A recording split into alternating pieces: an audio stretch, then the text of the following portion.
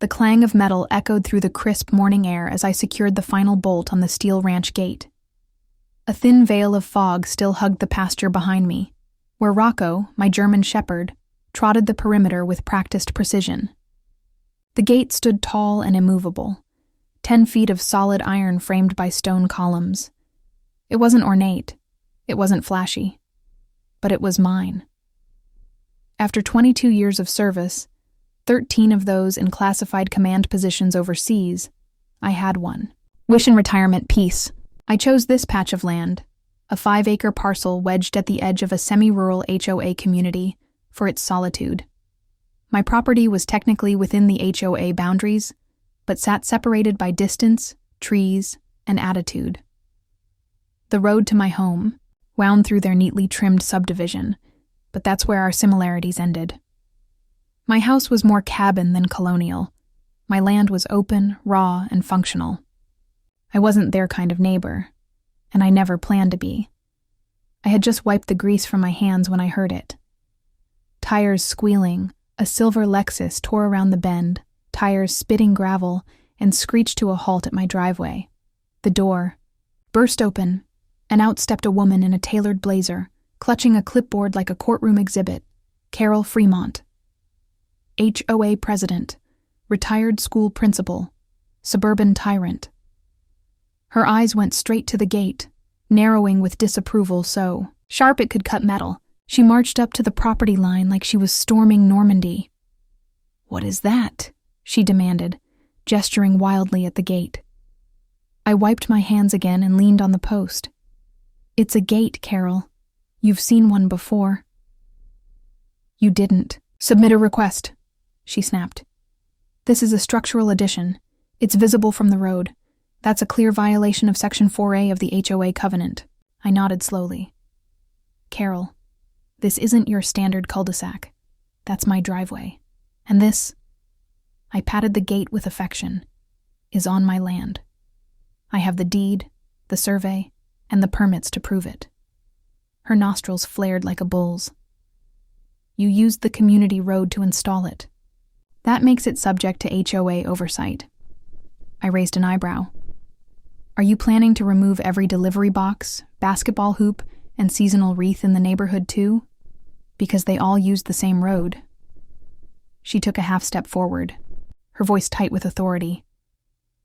"If the gate isn't removed by Monday, you'll be fined. Daily. And if the fines accumulate, we'll pursue legal action." Rocco appeared at my side, quiet but alert. He didn't bark. He didn't growl. But Carol stiffened at the sight of him. "I won't warn you again," she said, voice lower now. "Neither will I replied, voice steady. "Trespassing on private property is a crime. I suggest you leave." Her mouth opened, but nothing came out. After a pause, she spun on her heels, marched back to her Lexus, and slammed the door. The tires chirped as she reversed down the drive, nearly hitting my mailbox. Rocco sat beside me and watched her disappear. I scratched behind his ears, my eyes fixed on the retreating car. I'd seen power plays before. Foreign generals with twitchy egos, diplomats who mistook threat for strategy. But Carol Fremont? She wasn't trying to maintain order. She was trying to assert control. Her world was trim lawns, white fences, and people who asked for permission to paint their shutters. I didn't belong to her world, and the gate was proof of it. I had made one thing very clear. I wasn't going to be intimidated. But Carol had made something clear too. This wasn't over. And as I turned back toward the house, I saw the first warning sign, tucked in the corner of my porch, taped to the door. Notice of violation, unauthorized construction stamped and signed. HOA letterhead. She had already fired the first shot. By Monday morning, Carol had launched her campaign like a 5-star general preparing for war. 3 violation notices were taped neatly to my mailbox, each one laminated and triple stapled like I might try to destroy the evidence. They were written in stiff legalese but boiled down to this: the gate had to go, or the fines would pile up, $250 a day, escalating weekly. The accusations were absurd. Unauthorized structural modification, interference with community aesthetic, aggressive, animal on premises. That last one made me laugh out loud. Rocco, my partner through 2 deployments and more loyal than most men I served with, had done nothing but bark once, when Carol trespassed unannounced. I called the HOA office. Carol answered. "Of course. I'd like to schedule a hearing," I said evenly. "There's nothing to discuss," she said. "You violated the covenant. You'll be fined until compliance is achieved." "And who approved those fines?" "The board," she said curtly. "Who's on the board?" She hesitated. "My husband is treasurer. My cousin heads architectural compliance. But the board votes independently." "Sure they do." The next day, I caught her walking the neighborhood, passing out flyers. I intercepted one from a confused neighbor down the road. It featured a grainy photo of my gate with the headline, "Security or Surveillance? What's really going on at 49 Woodridge Lane?" Below that, in bold letters, "Increased patrols recommended. Suspicious military activity suspected." It was laughable, but dangerous. I had spent years living in shadows, leading covert teams in countries whose names never made the headlines. To see my quiet retirement turned into neighborhood paranoia was surreal. Worse, it worked. Neighbors stopped waving. One mother clutched her child's hand tighter as they passed my property. A few homes down, someone installed new motion lights pointed directly at my land. I started noticing cars idling near my driveway, engines running, drivers pretending to check GPS. Carol wasn't just targeting my gate, she was targeting me. So I pushed back the way I'd been trained. Document everything. I mounted 2 high-resolution security cameras, one facing the road, the other covering the yard. Every motion was logged, every incident recorded, and within a week, the footage paid off. At 2:17 a.m. on a Thursday, a shadow crept along my fence line.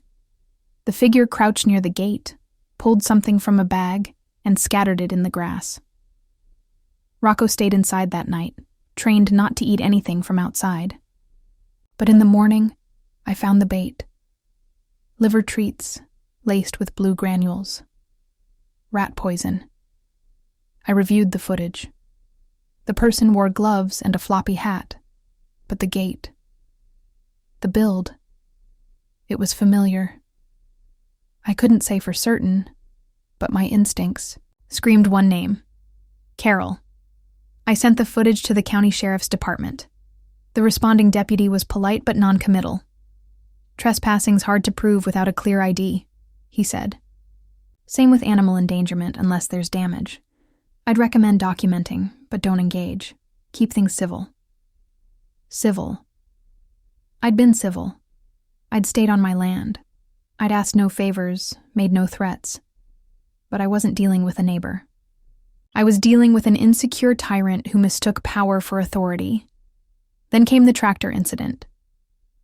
Saturday morning, I rolled out my Kubota to mow the pasture. An hour later, I came back to find a bright orange sticker slapped across the windshield. Unauthorized. Vehicle. Subject to towing. I stood in disbelief. The tractor was on my land, nowhere near the street. But the sticker bore the HOA seal, signed by Carol Fremont herself. That's when it clicked. This wasn't about a gate. This wasn't about aesthetics or rules. This was about control. Carol saw my independence as a threat. She was the queen of her castle, and I'd built a fortress on the border. The gate didn't offend her eyes. It offended her authority. Took down the sticker, peeled it slowly and methodically, folded it in half, and placed it in a Ziploc bag. I labeled it Exhibit A. Then I looked at the camera mounted on the porch, the blinking red light a silent witness to everything. They thought I was just another veteran playing farmer on the edge of town. They forgot I was trained to win wars, by reading terrain, tracking patterns, and waiting for the perfect moment to strike. Let Carol come. Let her build her paper army.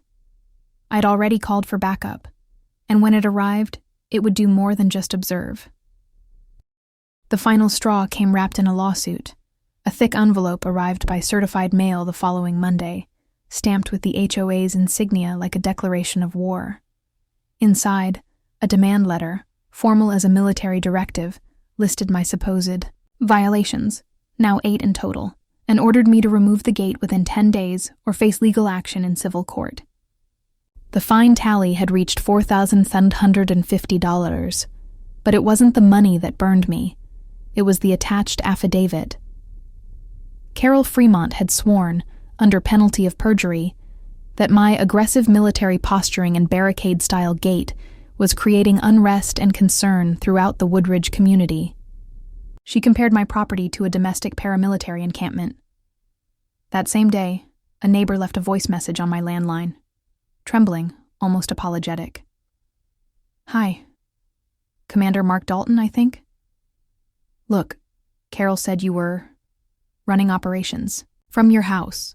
She's telling people you've got surveillance drones. I know you're not doing anything wrong, but she's got folks stirred up. Just wanted you to know." I hung up without replying, pulse steady, but my jaw locked. Enough. At 6 p.m., I stepped outside in full uniform. Not a costume.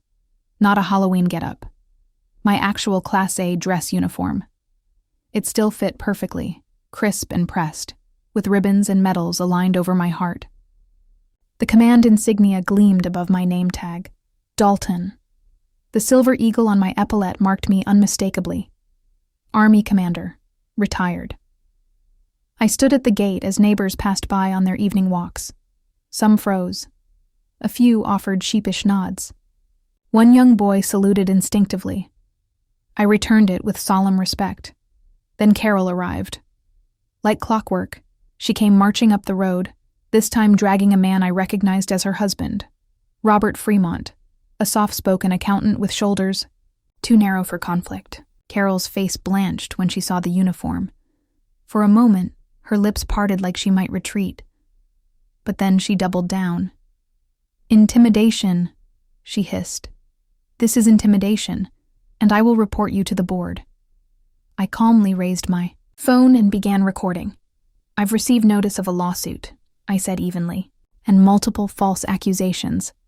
I'm exercising my right to document this conversation." She pointed at the gate behind me. "You're turning this place into a fortress. That gate is a threat." "This gate," I said, "has a county permit, meets zoning regulations, and sits entirely on my private property. The only threats here are the lies you're spreading." "You don't belong here," she snapped, her voice shrill now. "This is a community, not a base." I held her gaze. "I served this country for over 2 decades, I said. 12 deployments. 3 continents. I've led troops through chaos, protected civilians in war zones, and returned home with less than I left with. I bought this land fair and square. I belong exactly where I choose to be." Carol's face twisted. "You think you can bully people with that uniform? You think this gives you the right to ignore the rules?" "No," I said, turning the camera toward her, "but it gives me the credibility to expose the people who abuse them." That's when the sirens wailed. A sheriff's cruiser rolled around the corner and pulled up alongside us. 2 deputies stepped out, hands resting lightly on their belts. One was a younger man, maybe 30. The other was grizzled, late 50s, and moved with quiet authority. "Got a call about a disturbance," the younger one said. Carol jumped in. Yes, thank goodness. This man is threatening me. He's making a mockery of this neighborhood. He's standing out here in a military uniform. Can't you do something?" The older deputy looked me over, then stepped forward. He extended his hand. "Commander Dalton?" I shook it firmly. "Deputy Monroe." "Didn't recognize you out of fatigues. I did a stint in logistics over at Fort Bragg. Heard your name more than once. Real honor." "Appreciate that," I said. Carol blinked like she'd been slapped. Deputy Monroe turned to her. Ma'am, unless the commander has committed a crime, there's nothing unlawful about wearing a uniform on his own property, or installing a permitted gate. But he's... Ma'am, he interrupted. This man held command authority in combat zones. I suggest you consider the difference between leadership and control. Carol's mouth worked silently, but no sound came. I watched as her husband placed a hand on her elbow and gently pulled her back. The crowd was growing. Phones were out. And Carol, for once, had nothing left to say. As the deputies left, Deputy Monroe turned back to me. If she files again, he said quietly, let us know. We've seen this before. Power's a drug, but it wears off. I nodded, eyes still, on Carol as she retreated down the road. Defeated, but dangerous. This wasn't the end, but for the first time, she knew I wasn't afraid of her. The court date arrived under a steel-gray sky, a fitting backdrop for what felt less like a trial and more like a reckoning. I showed up early, wearing the same crisp uniform I'd worn that evening by the gate, not as a provocation, but as a reminder. Some symbols still meant something, even in a world that often forgot what honor looked like. Carol arrived 10 minutes late, draped in a pantsuit 2 sizes too bold for her composure. She clutched a binder thick with printed HOA bylaws, emails and glossy photos of my gate from every imaginable angle. Her husband trailed behind, eyes down, lips tight, looking more like a man heading into surgery than a legal battle. The courtroom was small, just 2 rows of benches behind the bar. A few neighbors slipped in, curious to see how the drama would end. I saw Mrs. Jensen from 2 doors down, and the Thompsons from across the street. Even that kid who saluted me came, sitting tall next to his mother. I nodded at them, then took my seat. The judge, a silver-haired woman with a reputation for zero tolerance for nonsense, called us forward. HOA of Woodridge Estates versus Mark Dalton, she announced, flipping through the folder. Let's begin.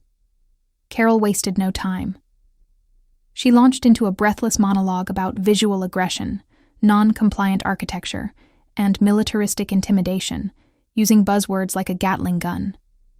She waved photos, cited obscure bylaws, even claimed the sound of my gate latch, startled nearby pets, and could trigger PTSD in vulnerable residents.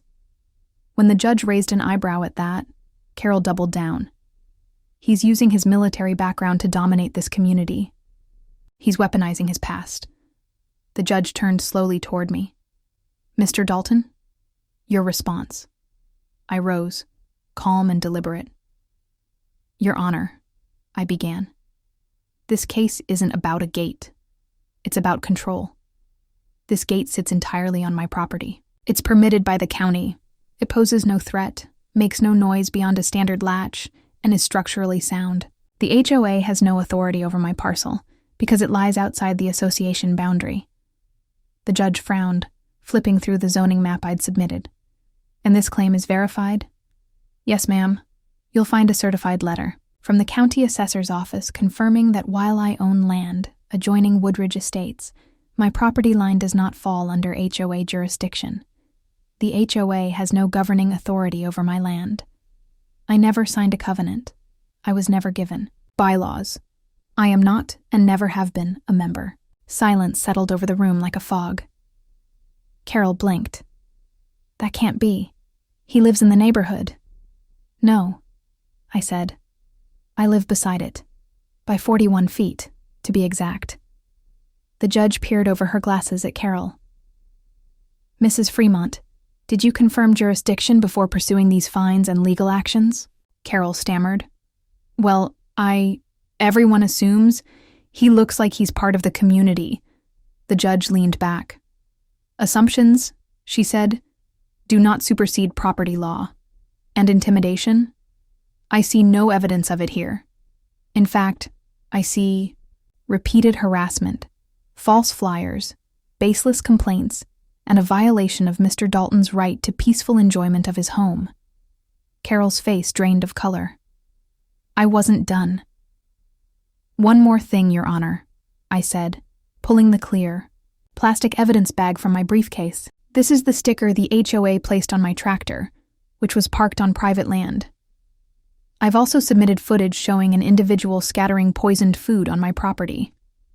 I believe this warrants further investigation. The judge's voice sharpened. Poison? I nodded. I'm a former special operations commander, ma'am. I don't make accusations without evidence. And I don't play games with lives, canine or human. The judge turned to Carol. Mrs. Fremont, you may want to consult an attorney. The court finds no basis for your claims. All fines and complaints are dismissed.